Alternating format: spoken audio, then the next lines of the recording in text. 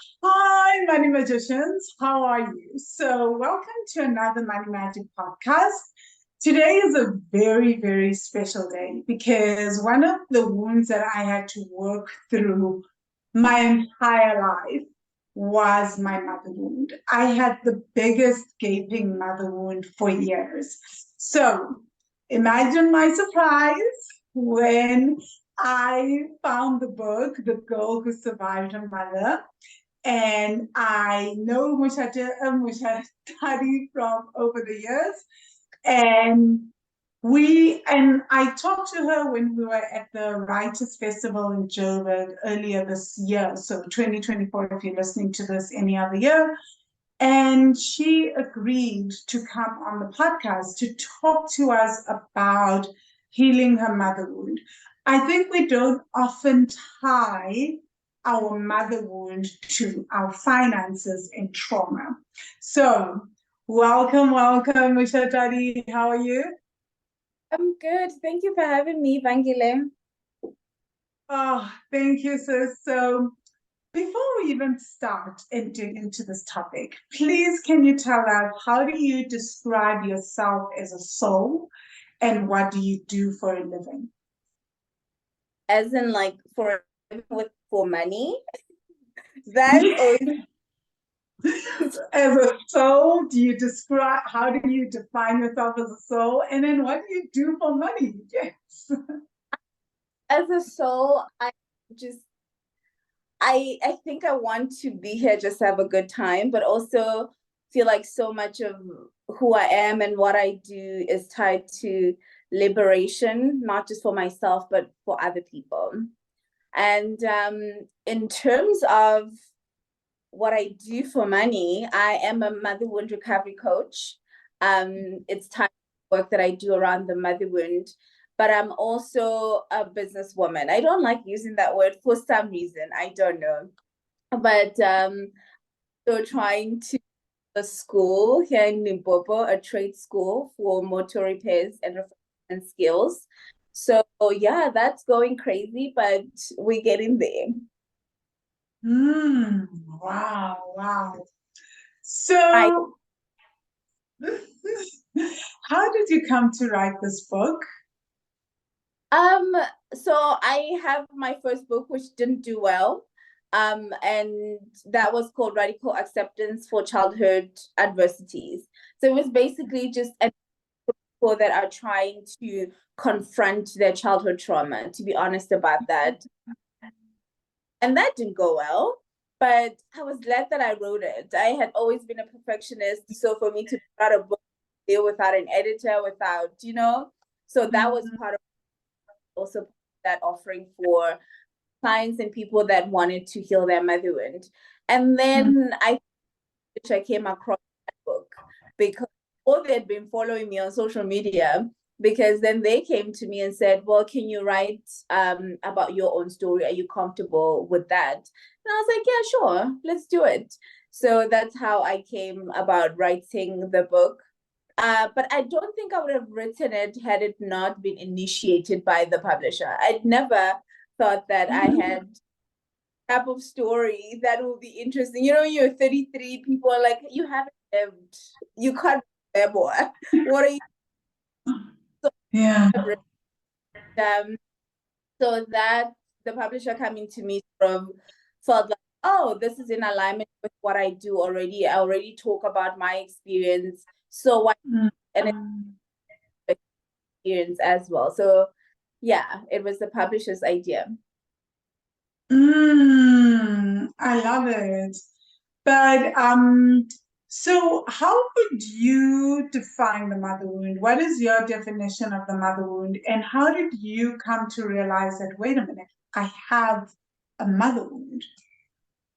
For me, I came to realize that I have a mother wound in university. I'd struggled with a lot of things, and I detail that in the book, just for people to also be on this journey with me of discovering, oh, I have this issue, and then I have this issue, and then I have this issue, but I could never tie it to my relationship with my mother.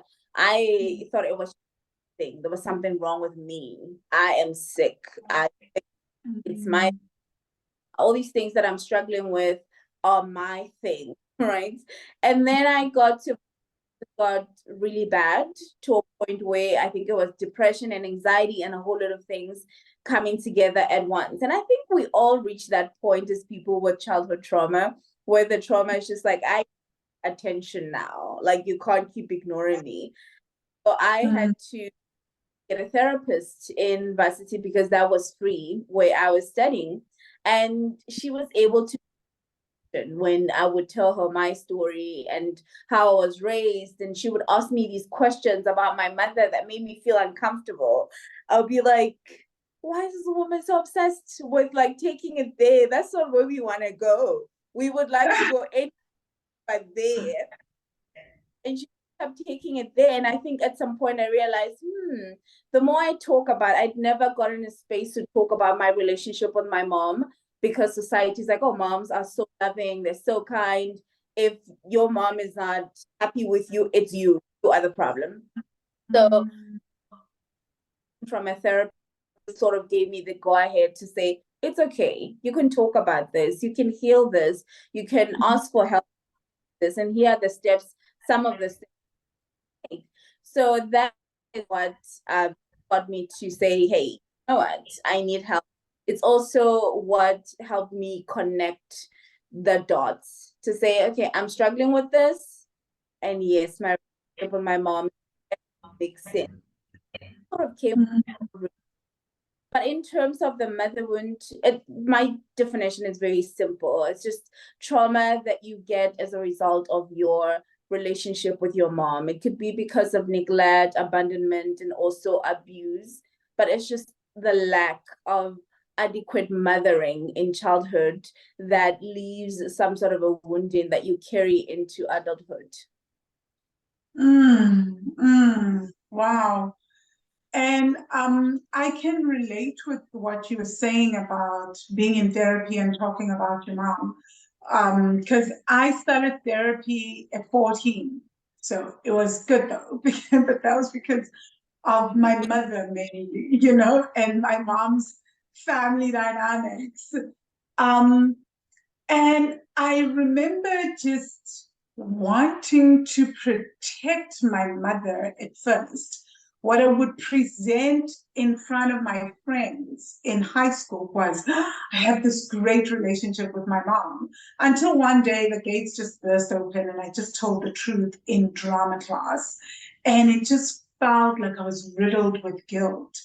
And I feel like a lot of Black women, even older and now in their 30s and 40s, just can't talk about that. It feels like such a deep betrayal to talk about your mom. So my next question is, did you get any blowback when you started talking about your mother and your motherhood? And how did you deal with that in terms of yourself? Did you beat yourself up? And how did you deal with that? And how did you deal with the general public?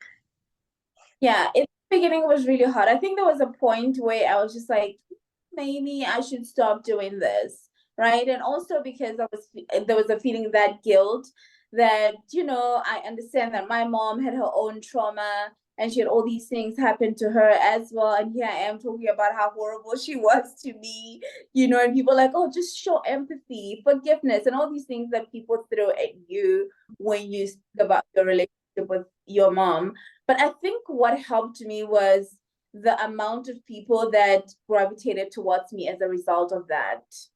So I was getting these people, what are you doing? This is an African. Why would you be talking about your mom? Or you're so ungrateful. And then I was having these people who were saying, oh my God, I have been waiting to hear someone speak about this. I have been struggling and I just always felt alone. So it was always that comparison. I was like, oh, this voice from these other people who are not trying, who are still in denial of their own trauma, should never for this voice of these people who are doing the work alongside me, or looking at me doing the work and saying, I also want to do that for myself. Because ultimately, as much as we can heal as individuals, it helps to have people around us heal as well, so that we're not so isolated. Like, oh, I don't want to be talking that if manipulative, and they're like, what are you talking about? So when we have the people around us also doing the work, it makes things a bit easier.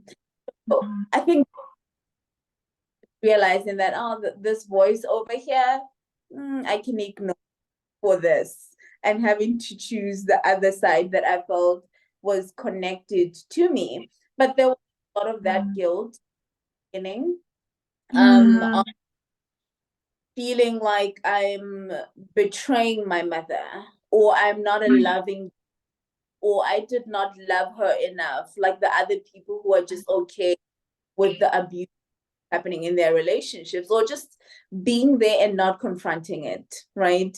I wondered if I was the same, right? In the beginning, it was like, oh, I can meditate this away. If I just did yoga, and then I did, my relationship with mom is going to be great, or I can ignore this so that I never have to talk about it, or I never have to do the work, and we can be great, and I can be a great daughter.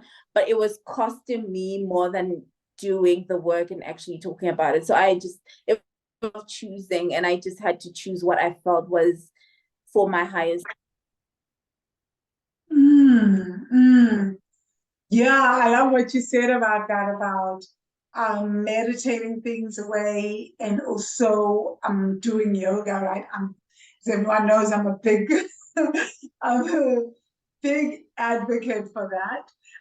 But also, when I started on my healing journey, I'm so glad you brought this up.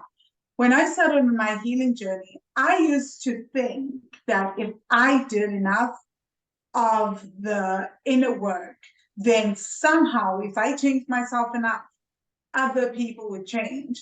A lot of it is because that's what's in the coaching space, right? Is that like you can change people by changing yourself. What I learned is you can change the dynamics of the relationship by changing yourself. It's not changing the other person. My mom has not changed, but the dynamics of our relationship has changed, because I've learned to put in boundaries. I have learned to protect myself. I've learned when I want to deal with her. I have learned when to exit a conversation, when to keep a conversation going.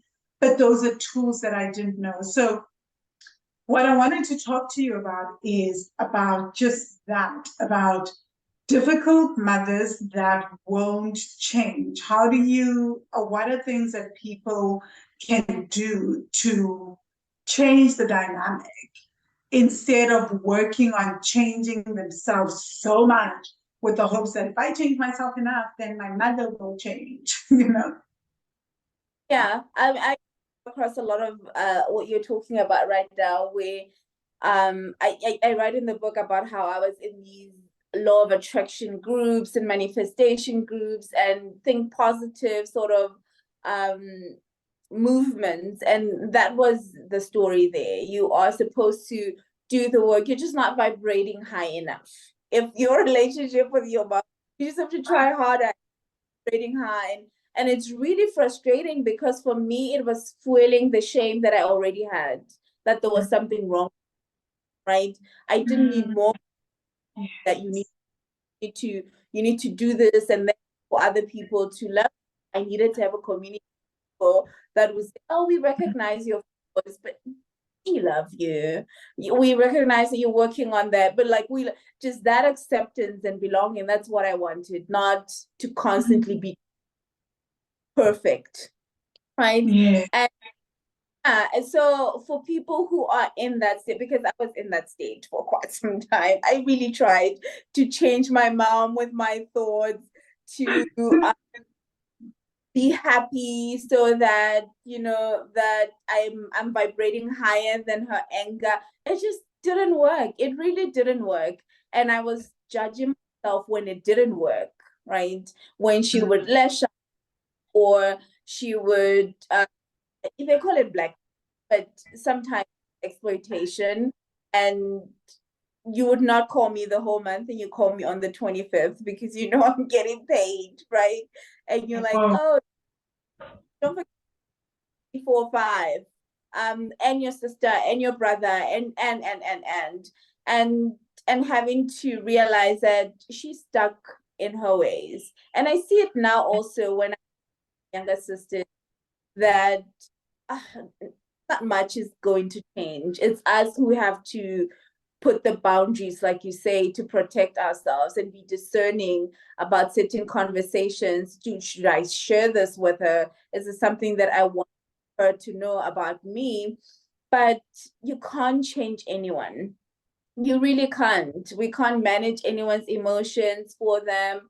We can't change their behavioral habits. I mean, you just think about how hard it is to do that for yourself. Now think about trying to do that for someone else who is not even lifting some of that weight. So for me, it was just accepting that she is going to change. And that's part of my first book, that radical acceptance of this, whether it's trauma, whether she's choosing to be this way, that is not my work. My work is to work on me and to make sure that I'm healthy. And this is also something that I speak about when I say to people, maybe we should focus on trying to be healthy instead of being good. Because when we are in I need to be good state, then I need to forgive. I need to keep her in my life. I need to smile all the time. I need to, but when you say I'm healthy, then you can recognize that, okay, this is a person who's willing to live their lives like this. I've said times that this, and they don't hear me. What I have to do is recognize the reality of this relationship and make peace with that reality. This is it. Not sort of relationship that I'm conjuring in my head, or what I think she can be, the potential that she has, how much healing she can do. That is not part of my work. It's her work. I have to give her her stuff and recognize that I can only work on me, and I need to protect myself because I have to be healthy. And for some people like you, when you say I've had to set certain boundaries, that works. And then there's some of us who are mothers are highly abusive. It's not just we having difficult relationship, we're not hearing each other here and there. Is I'm going to be in your ear telling you how you thing, right? And do I want to be a part of that? Like, do I want that in my space? So for some people, it's setting the boundary, and some people is setting the ultimate boundary of I can't have you in my space. I can't have you through a phone. I can't have you in any way in my space. So creating those boundaries, a way that we get to that health that we want, which is what we want. If we're coming from these are really unhealthy, and we become adults who are riddled with coping mechanisms are not healthy, we have these addictions, and we are struggling with money issues because of that. The aim is so that we can get to a point where we feel that we are okay within ourselves, and that with our mothers in the dynamic that we've always been growing up. That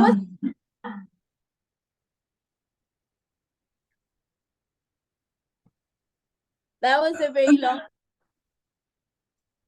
No, that was perfect. Thank you. Please don't ever worry. On this podcast, we do in-depth explanations. I always believed, this is for all the money magicians listening, right?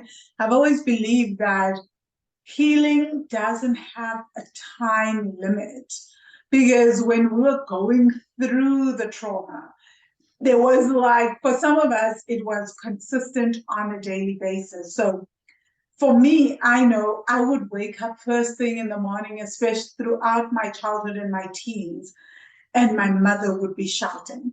Every morning, that would be what is waiting for me. And it would be screams of, you are useless, you're going to amount to nothing, you're good for nothing, all sorts of things, you know? So it was like I became that punching bag for her. So when she would wake up and whatever stresses she had, it would all be taken out on me or on my sister, right? So felt there was a lot there. And I guess also other family members, to be perfectly honest, it wasn't just me. But, and one of the things that I had to do was to just learn how to rewire my nervous system to really learn to love myself and to also learn to be loved by others. So I'm just wondering, is that a journey that you've gone through? And how has your journey been on doing that, especially when the person that gave birth to you doesn't give you those compliments? You're amazing, you can be anything, and instead all you get is like, from the time you're born, it's just like, you're the most horrible human being to ever exist, kind of thing. Yeah, it's definitely been a journey of mine, and one that has, given me the most fulfillment in my journey. Because in the beginning, and I write about this in my book, how I could not allow myself to be loved. And I write about a relationship that I had and how abusive I was towards this guy. Because for me, relationship meant there's a perpetrator, there's someone in power, and then there's someone who is, oppressed, right? And in my relationship with my mom, she was the one in power, and I was the one that was oppressed. And how I saw relationships was that it's either I become the oppressor or I'm the victim, right?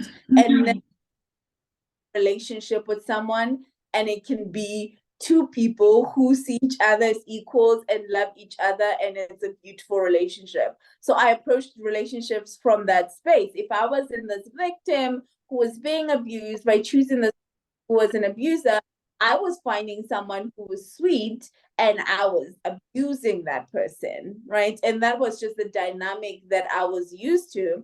So part of doing work for me was, when I'm doing the work of grieving for my inner child and I'm becoming the soft, vulnerable person I ever was, I felt exposed and very vulnerable, because this mean now? But also it came with a lot of discernment to say, okay, if I'm going to let people in my life, then I should let people who are proving to me that they love me. And my friends have been teaching me what it is to be loved, because they would do something, oh, is that what I should all my life? And because I work of, just grieving for my inner child, and also, like you say, helping or healing my nervous system to get to a stage where if someone is like me, I do not see them as stupid, or I do not see them, and I see it as a place for me to bloom, to also give back to that person, and just sitting in those emotions that just felt foreign for me, but at the same time felt good, uncomfortable good, right? And getting used to people showing me love and embracing that. It's been the most beautiful of all the other stuff that I've done, because I think I'd always just been closed off from allowing myself to be in relationships in a healthy way. And it also just affected other areas of my life, because when you don't have a community, it shows. Like, just the way you move in the world, it's from a person who lacks, you can see it. And yeah, I've had to do, I think, I mean, I still don't have a romantic partner, but I think about my friendships and I'm like, how did I get so lucky? I Yeah. live in Limpopo, where most women are so conservative and judgy and see the world in one lens. And I feel like the universe was like, I'm just gonna give you this batch that's like the good kind, that is going to accept you for who you are. And it's been such a fulfilling journey for me. And I have friends in other areas as well, who, when I talk to, when I meet, it's the same thing. It's sort of like, and then I meet people who also don't care about me, who pretend want to get something from me, but I realize that I'm able to recognize that much faster than I used to in the past. And I'm like, this is not who I want in life, and I'm able to cut those people loose so that I can focus in my life. But that has been my journey as well. And also just realizing, when you say heal your nervous system, just realizing just how much capacity for that I I begin to have. Like in the beginning, it was small. I realized, oh no, I have more capacity now for for joy. I have more capacity now for peace. I have more capacity for, and because I have that within me, just sort of growing and growing, I'm able to sit with other people and without to, what's the word, thing where when it gets to a certain point and we're too happy, it needs to end because I can't deal with it. Yeah, the said I can't deal with it. So in relationships, it was 2 years. Yeah. We have been years. I need to start a fight. I need to make sure that we break up. I need to make sure that I find fault and I fixate on that. We've just been too happy. I'm not happy with that. And in friendships, I used to also just do the same in my family as well. And that also comes from my mother, whose set point is probably the lowest I've ever in my life. With her, much a day, hours is too much for me to have and destroy that. And she used to have this thing. She used to joke that so she is the party pooper. If I'm directly translating it, but in Sipedi is much more deeper. She would come in and go, and we knew that the party is over. If you were kicking, ha-haing with each other, mom is here. And she took so much pride in that. And I think she just identified with that lack of capacity. And she was just like, this is who I am. And I'm just like going to present myself in the world. But it also manifested in me, in my relationships. And part of the healing that nervous system was like increasing that set point. Oh, I'm happy for I don't need to create drama. Like I can just continue for one more day until I am having a good time for a whole month without needing to create, even in my some sort of drama. And that has helped in my relationships as well, in allowing other people to love me. Just that capacity, the allowing my to sit with things that make uncomfortable for me before. Mm, mm, mm, mm, mm. Thank you for sharing that. I really, really resonate with that. But how I used to respond to my set point, right, is I'm making money and I'm happy. And just like you, my mom is not one of those people to be overly happy, to enjoy a thing, to allow it in, to marinate in it.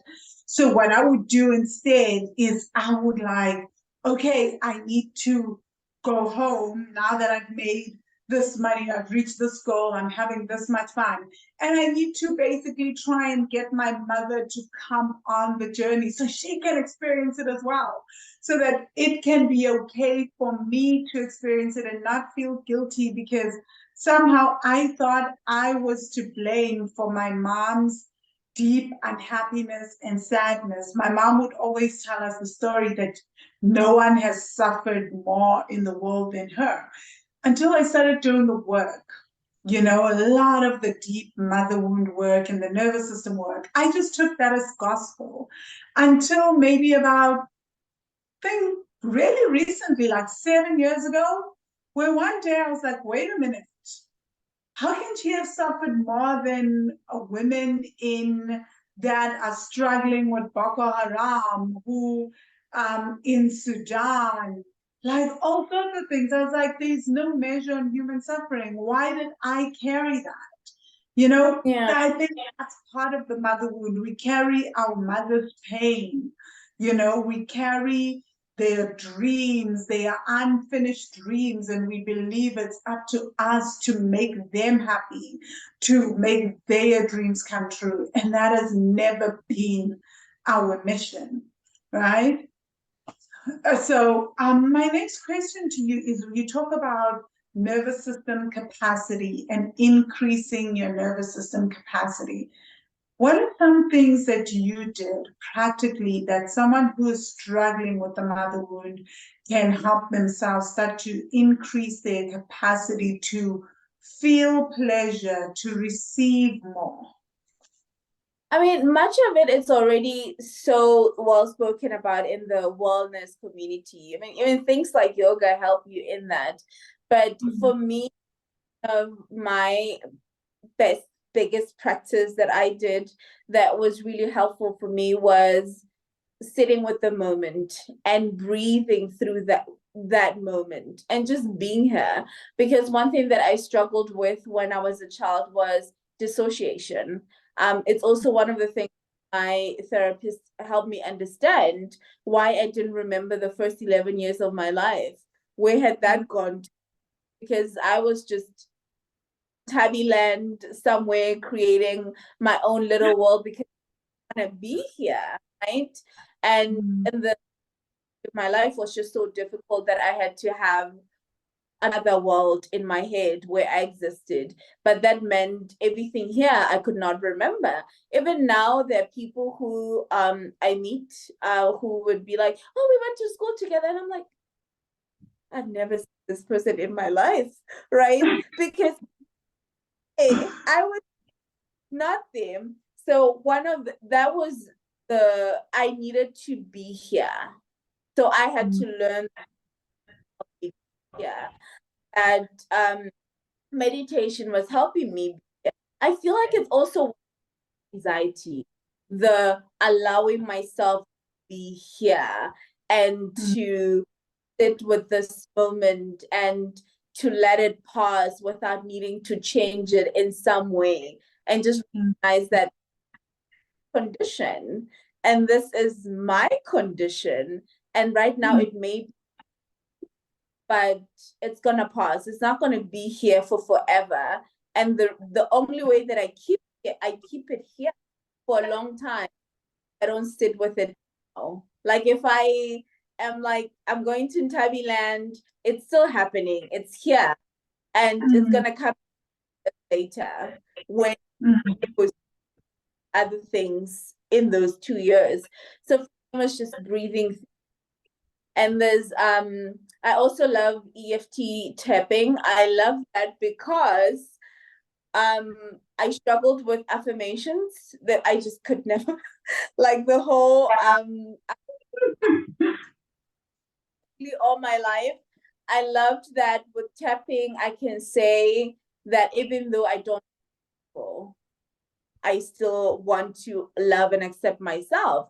Even though I'm not happy in this moment, I'm recognizing that I'm not happy in this moment, that I do not feel beautiful in this moment, which is something that with affirmations I could never, there was just always that feel beautiful. And then they're like, if you say it long enough. And I'm like, I've been saying it, definitely not getting there. And also one of the things that I feel like I've been doing so many things that I didn't even know were some sort of healing tools that were just the universe this and going, oh, this would be great for you. One of the things that I did was pick up a sort of creative hobby, and that was photography. And it as well. I could recognize, I could see the sunset. I could, the details of it, paying attention, the shot that I will take, all these things. And when I was shooting people as well, it was like, oh, she's so beautiful. Look at that thing over there. Look at that thing over there. Look at this thing over here. The way her smile looks.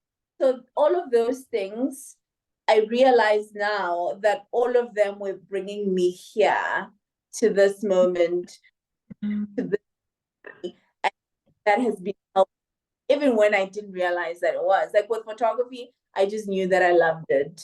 I mean, the other stuff I was there. I saw them on YouTube. I'm like, oh, I'm gonna try that. And then I saw it over there. I'm like, oh, I'm gonna try that. And they've been helping, but that just didn't help. I also tried. One of the things that didn't help was psychedelics. So someone was saying to me, oh, you struggle with anxiety, smoke some weed. And I literally, Vangile, when I tell you that I went crazy, psychosis, and I was lying on that bed saying, this is it, I'm done, crazy, I'm nothing is ever gonna work out for me, because I could just not, what do you call it, I could not hold a thought. Like they were moving at the speed that I just could not hold it. And then I tell people the experience afterwards, and like, oh no, you just need to try another kind of weed, sativa, something, whatnot. And I tried, and that didn't work either. So there are so many things that I tried that did not work that are out there as forms of healing. And then there's the stuff that seems simple that just helps your reality and sit with your emotions, question them, and learn new ways of thinking that have helped me greatly in just building that capacity in my nervous system to feel, see, and even love. I love that. And can I say, I deeply, deeply resonate with what you've just been saying. I've done psychedelics like crazy. I can tell people about, I'll probably do a podcast on my ayahuasca journeys and Pedro journeys. I like literally have done cannabis oil, all that. But again, what I came back, I think in 2014, I was in the Free State. I did a 10-day ayahuasca and San Pedro journey, and then like vision questing. And I just came out of there with very clear clarity that my path wasn't psychedelics, that it wasn't the way it was I was going to heal. I mean, I still went on to do mushrooms because I need lessons several times to reach this conclusion. So I was still like, oh, I'm still into psychedelics, you know? But I realized that it really is what you were saying, at least for me, exactly what you were saying, that it is the taking daily action to change my mindset, to understand my thinking, to sit with the sensations, to really nurture my nervous system. And that is to be done on a daily basis until my nervous system can get some kind of capacity and start to increase in terms of capacity to receive more, to have more. So I really love what you've just shared. And I wanted to just pivot to the money aspect, right? Because this is also a money podcast, the Money Magic podcast, and talk about how you saw your mother wound play out in your finances. Yeah. So one, my mom had a really unhealthy relationship with money. And outside of perhaps even the beliefs that she held around success and failure, there was also just the behaviors that I saw that I adopted. My mom was, oh, we get money today. She loves dresses. I am like her in that way. We love looking pretty. Mom has a credit, and even when she's just going there, she'll wear her little heels and her dresses, and she just loves looking pretty all the time. And I realized, oh, I'm so much like in that way. But there was this every single time there was money, even though there wasn't enough money, my mom still needed to get her dresses, right? And then she will hide.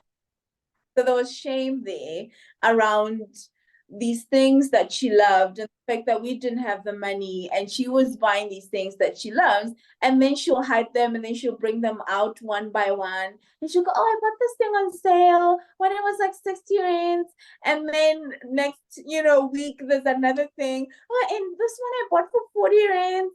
Like, there's so many new stuff coming out of that group, but she had much shame around just enjoying money that I also found that I then adopted when I became an adult, that I would, even when I would take trips, because I loved traveling when I was still a 9 to 5.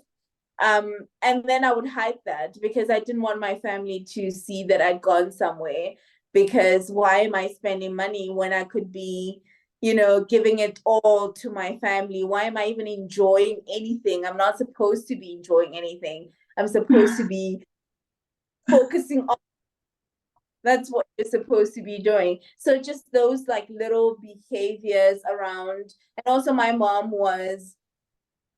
did not mind getting into debt for the smallest thing, like even for dresses.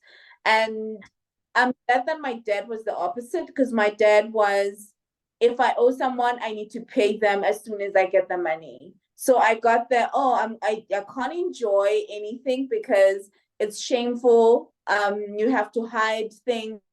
And then I got from my dad, oh, you can't owe people. Like, you have to. So there was always that I have to focus on the needs all the time, and the what I want. And if I did, then I should have so much shame and guilt around that.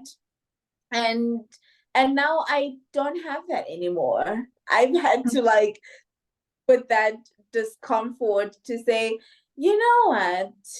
Why do we even work? Like, we are going to, and so I was saying to someone not so long ago, actually, I was like, oh, this is part of this building that I need to do, and they're asking for this much money. And I was hoping that I was going to use that money for something else. And then they say to me, oh, you can just limit eating out. And I was like, no, I'm not going to. No. By the time I'm done with this project, it's probably a year from now, and I haven't eaten out. Like, what is part of what joy? I love dressing up and going and eating out. I love that. It makes me feel good. It improves my mood. It just puts me in a really good space. So I've had to unlearn that behavior that I learned from my mom, that you buy things and then you feel guilty or you hide them. And have to sit with that, like I said, and allow myself to just build capacity by doing it. Like, just exposure. It's still uncomfortable, and I'm going to keep doing it until I am not so uncomfortable around it. But also, there is also the part that I speak about when I speak about the mother wound, which is internalized misogyny, right? As a woman, my place in the world is so limited. Also, if I'm, no one is ever going to love me, right? So my mom had those type of beliefs, right? And even in the way that she spoke about other women who had money, I heard those things. With herself. And I think as an adult, I really, really struggled. So when I'm single, money is me. I am on the roll. And then I get in a relationship, no money. And for the like, okay, what's happening here? And the African sort of explanations with spirituality, where some people would say, right? He's using you to make money. And I believed that for quite some time. And then I was like, is it though? I think it has to do with what I think I'm supposed to be when I'm in a relationship. I'm supposed to be less than, I'm supposed to be making less money so that I can ask them for. That's what a woman does. You wait for this man to take your food. I saw my mom do that all her life. I think my mom started her crush in her 50s already. So the entire time she was a stay-at-home mom. And even though she hated it and wished she could have been something, she just, there was your dad is supposed to take care of me. Like that is his job.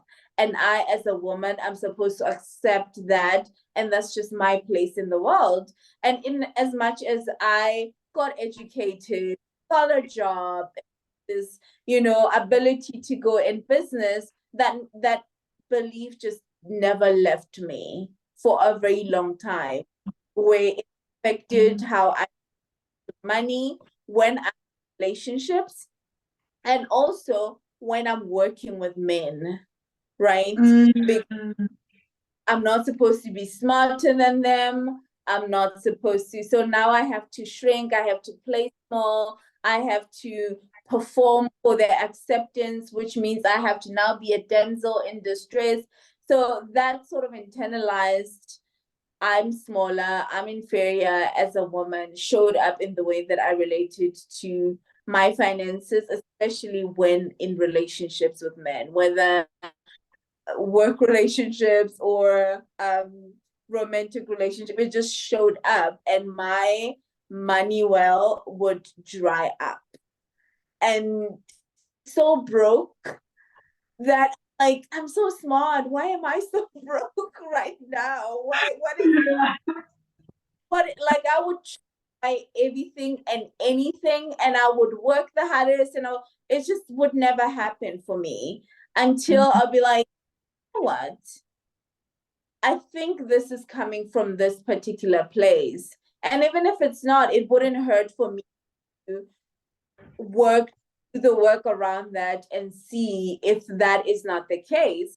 Because when I started saying, you know what, let's see what it looks like when I have money, when I am smarter in this relationship, and just having the smart conversations and sitting with how uncomfortable that was, and also not being like, oh, I don't have money, if you could buy me this. I'm like, oh, if I could just get myself this and that, and see how they react, and just doing all these things that I never used to do. And again, building capacity for that bravery in those relationships actually did help, because now I would be in conversations with men, whether it's business or otherwise, and I'm like, I'm actually smarter than most people.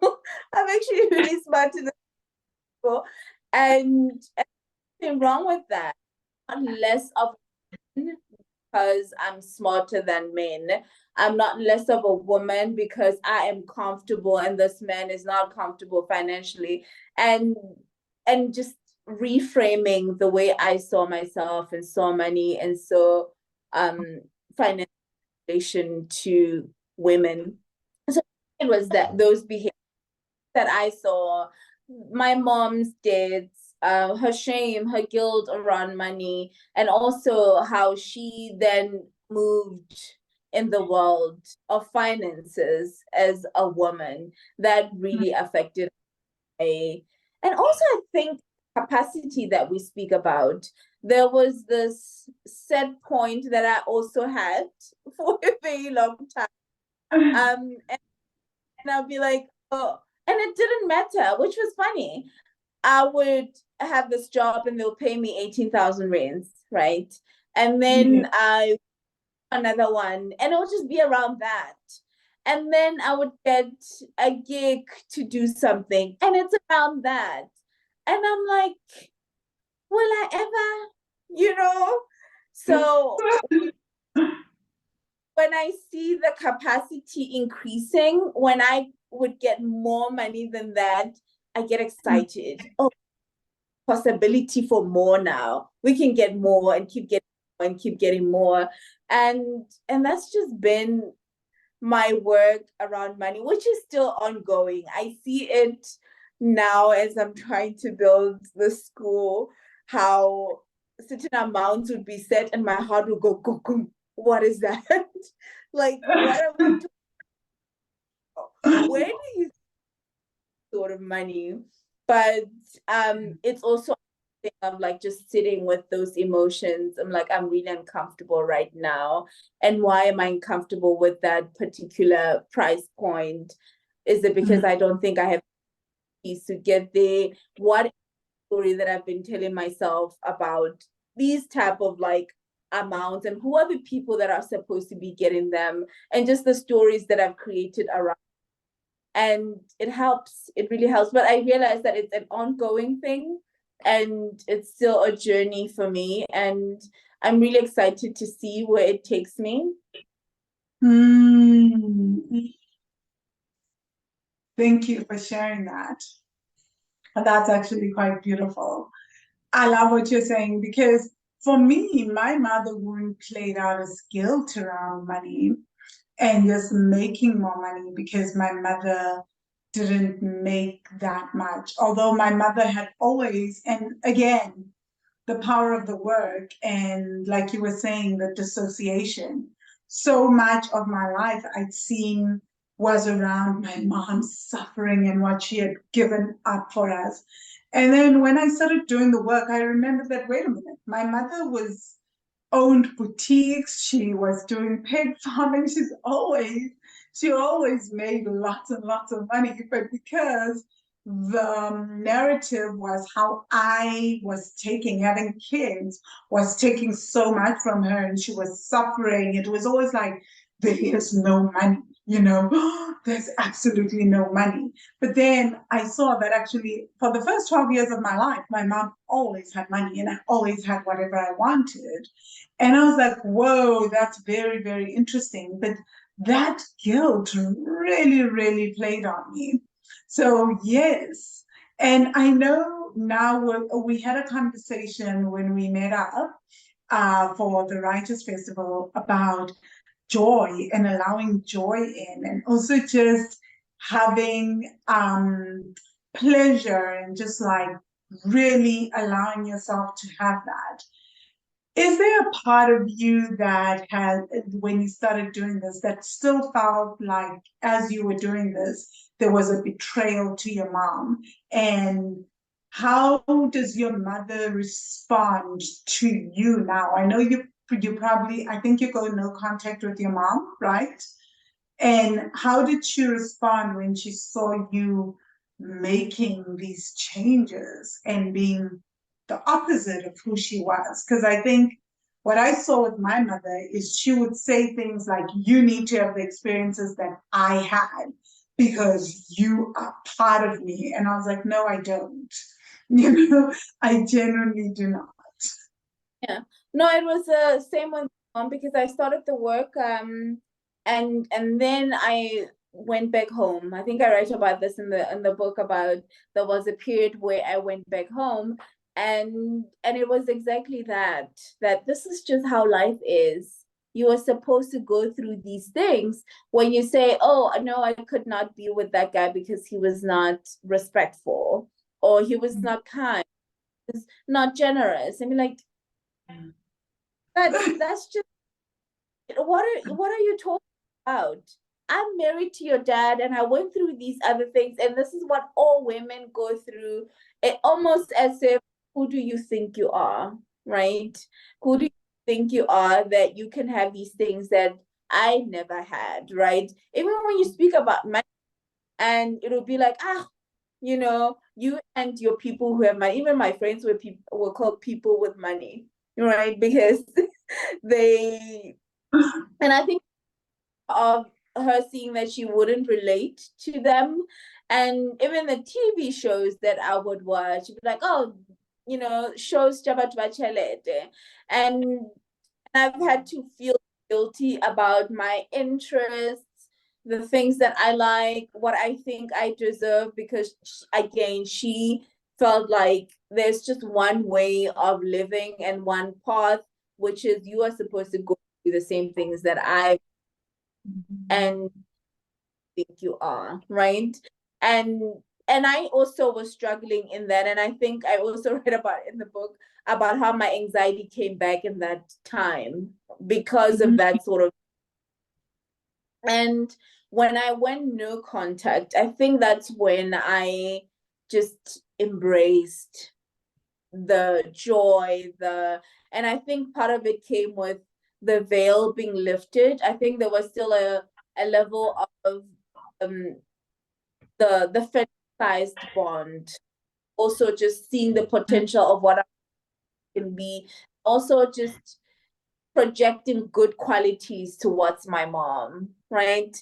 She's this happened and she could be this and she could be there, and constantly explaining away her behaviors. And then when I went no contact, it's exactly what you're talking about when you say I had to say, well, my mom hasn't suffered like the girls that are being kidnapped by Boko Haram that side. I also had to do that. No, I did not ruin my mother's life. She chose me. I come here at a time in her life when she needed to go to school, and also here also it wasn't my fault. I didn't have to carry all of it. And also part of doing the work and coming out of hiding was also saying to myself, if given a chance, my mom would say things about anyone who listens. And I'm not speaking about my mother wound from an intention of bad mouthing her or speaking ill her or hurt. I'm speaking as someone who is grieving, who is telling their story as a way to let it out, right? Because they've been that was heavy for a very long time. So there was these things that I had to come to a realization about and to the reality of, and make peace and say, you know, even if you just never be happy, it would not affect my mom in any way. If anything, she would go like, oh, see, I told her she would never amount to anything. And now she is not amounting. So how I had to give myself permission to say, this is my life. And I want to live, and these are the experiences that I want to have. And I think I'm lucky in that, and I was speaking about this with my friend when we were speaking about joy as well. I think I did a post on Instagram and I was speaking about how I had no capacity for joy. And one of my friends left a comment and said, you've been through so much and you deserve so much better. And this friend who life and had so much joy, I could not believe it. Where does she get joy? How is she able to just be this person and people love her? I couldn't stand it. But being in her presence, and when I would get into my set point and I would retreat into myself, here she was going, good. And I didn't then that was also part of helping me build that capacity, right? Because oh my God, it's so tiring being with you, because when do we stop? Yeah. And then I was like, oh, there's these times where I would go somewhere with you and would say, we'll be back in 2 hours. And we there for like 6, 8 hours. And we are having so much fun. And I get home, I'm like, oh, that was the best day of my life.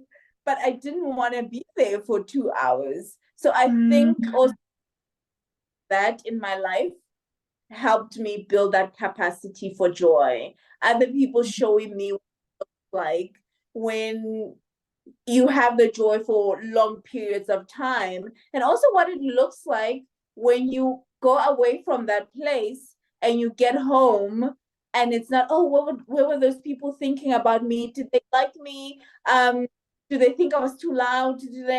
And because she also had that sort of, I accept you, I love you. Oh, there's this quirky thing that you do, there's this funny thing that you do. That's funny. Not, oh, there's something wrong with you. It's, oh, that's funny, that's cute, right? And then coming home and realizing that, oh, these things that I thought were horrible about me are not, right? So coming from this place where I was having so much joy, I'm coming home where my nervous system is now supposed to be resting, and it is.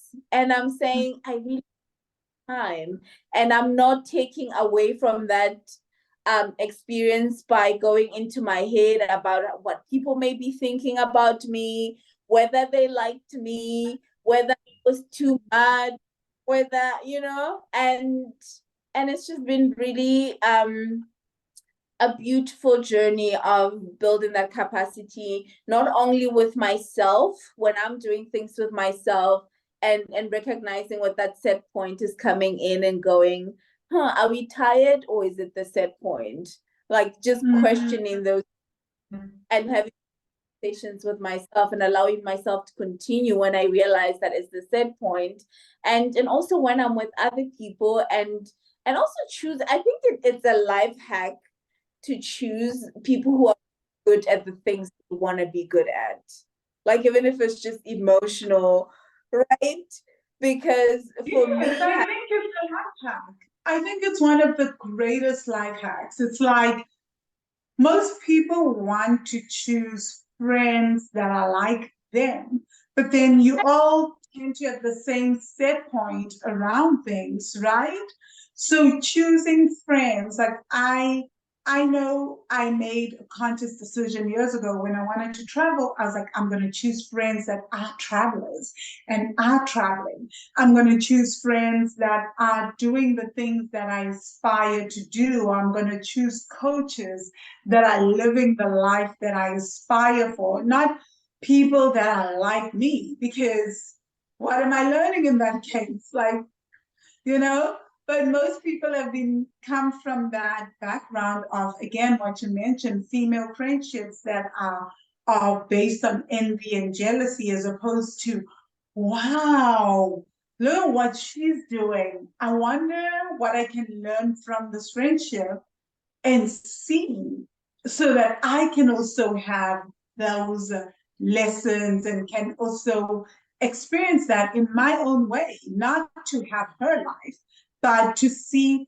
how does she do it on a nervous system level? What are some of her habits? Can I pick up some of those habits, you know? Absolutely.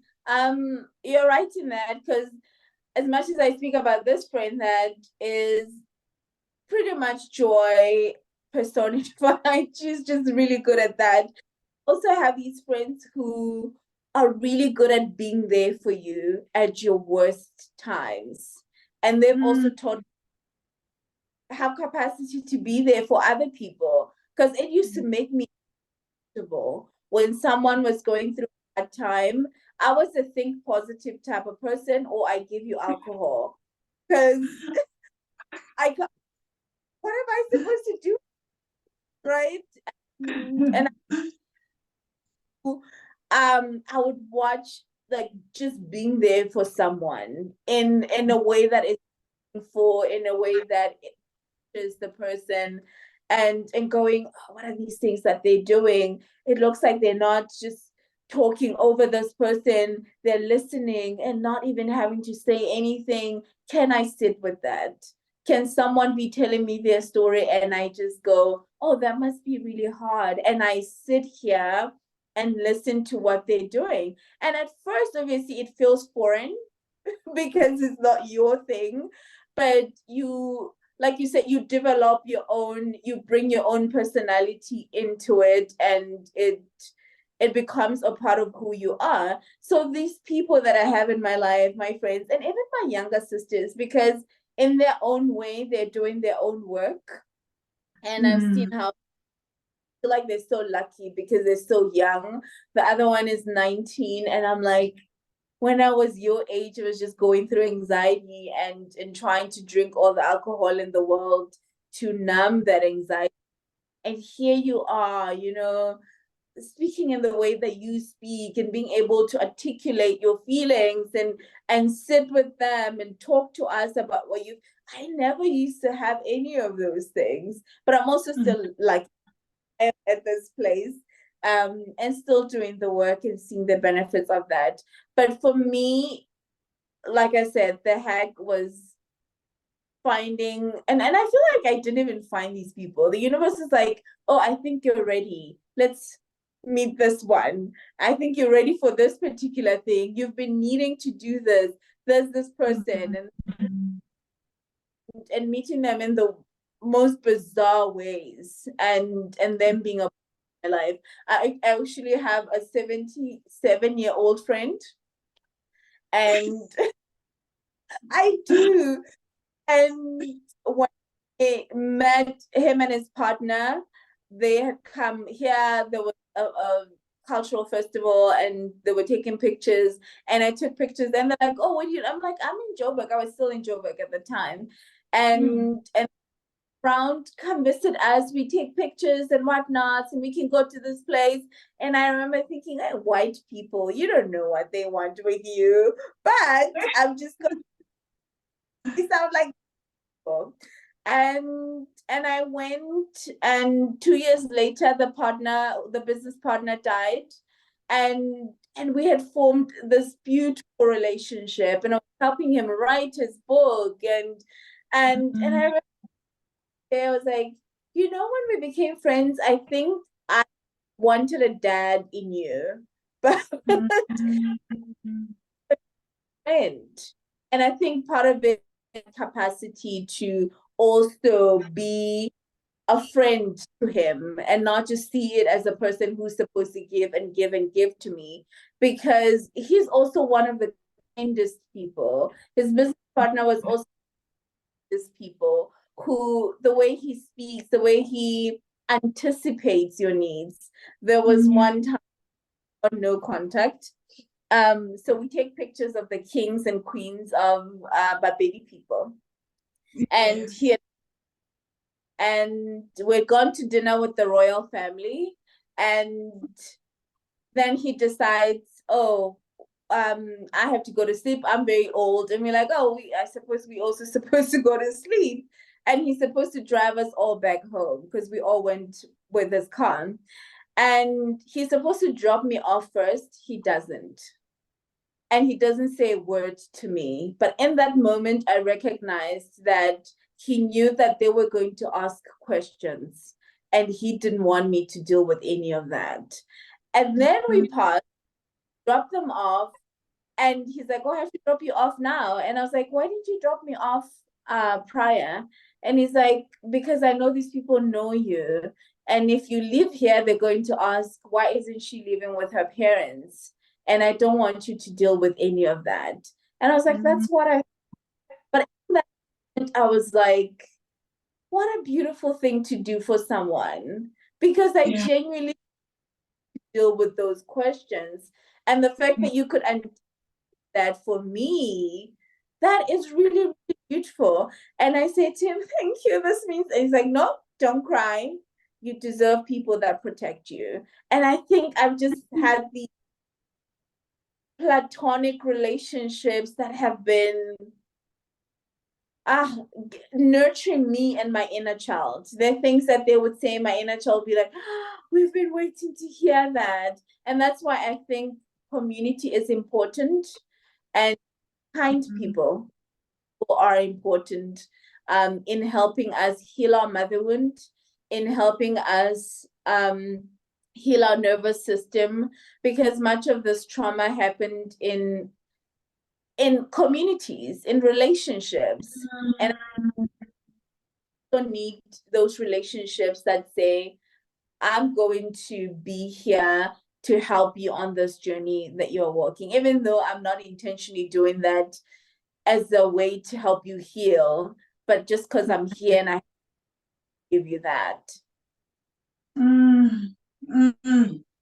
Exactly. I remember my relationship coach saying that to me when I was like, oh, I'm ready for a relationship. Oh, but first I need to heal, and then I can get into the relationship. And she was like, we're going to do healing.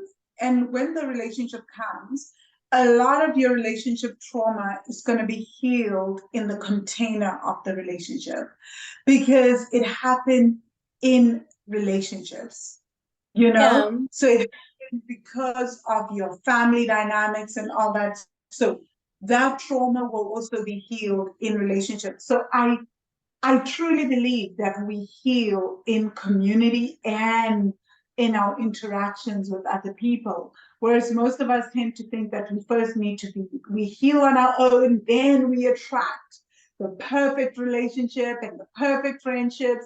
And it's very interesting because that is the narrative that gets pushed in the coaching space and in the healing space from the West in particular, where it's really a lot of this is you are going to heal in the relationship. You don't come fully healed. Obviously, you're not going to perpetuate abuse in that, but it's that you're going to have moments where a person gives to you and then you freak out, or you're shown such deep kindness and you freak out, and that's going to be from the relationship that you're like, oh, my set point on receiving has cropped up.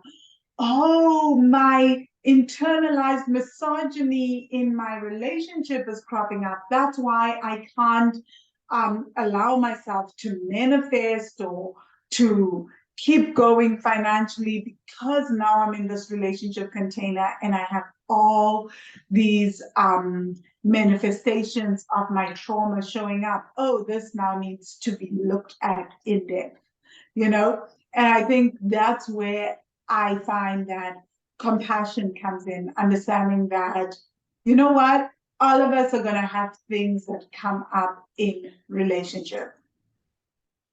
Absolutely. So that's powerful. Wow. Moshitadi, you've given us so much, sis. You've given us so much. Oh, what a beautiful, beautiful podcast. Can you please tell us, how do people get to work with you, and also how do they get hold of you and contact you if they want to work with you? So I think I've tried to make things as easy as possible. So on my socials, there is a link tree and it has all the details. I think if you just search Moshitadi Lehlomela, but my handle is healing_with_more. And all the details are there, how to contact me, and also how to book a session. If you want to register for the course, like what are the things that you need to, it's clearly stated so people can choose what they feel they need. And also if you just want to buy the book, my first book or this one, where is it, wait, that you can find that. So that is very clearly outlined on social media and very easy. Oh, I love that. Thank you so much for sharing with us and for just journeying with us today. I know that this podcast will help many, many people. Thank you for being with us. Do you have any last words for our listeners before we end the session? Last words, I think just to encourage people who are starting their mother wound healing journey, or even people who just know they have a mother wound but fear that, oh, what is this going to bring up? Try to, and also I always refer people to you, by the way, Vangile. I'm like, oh, you have money problems? Go to Vangile. Oh, you have this? Go to you. And also with your work, because it's also trauma informed and it also speaks to the mother wound, and you speak about your own experiences as well. So just interacting with your work helps us also, you know, become vulnerable, also gives us permission to do the work around that, because we also need financial freedom as much as we need the healing for the emotion that we have. What would be the point if I'm just like this joyous person who can't go on vacation, right? We need the money alongside the healing. I encourage people to just start by the social media posts, and then maybe read the book, and then but just give yourself permission to somewhere. I love this. Thank you. And thank you so much, Money Magicians. If you're listening to this and you want to go deeper in the mother wound, please contact Moshitadi. And then if you are interested in going deeper on healing ancestral money trauma, do check out the 7-day tapping into ancestral money wisdom training. It's a free training. You can check it out at wealthy-money.com/training. It's definitely in the description below. So thank you. If you're listening to this podcast, check out the description. I will see you guys in the next Money Magic podcast with another fabulous guest where I'll be talking about something. Thank you so much. Have a fantastic day further.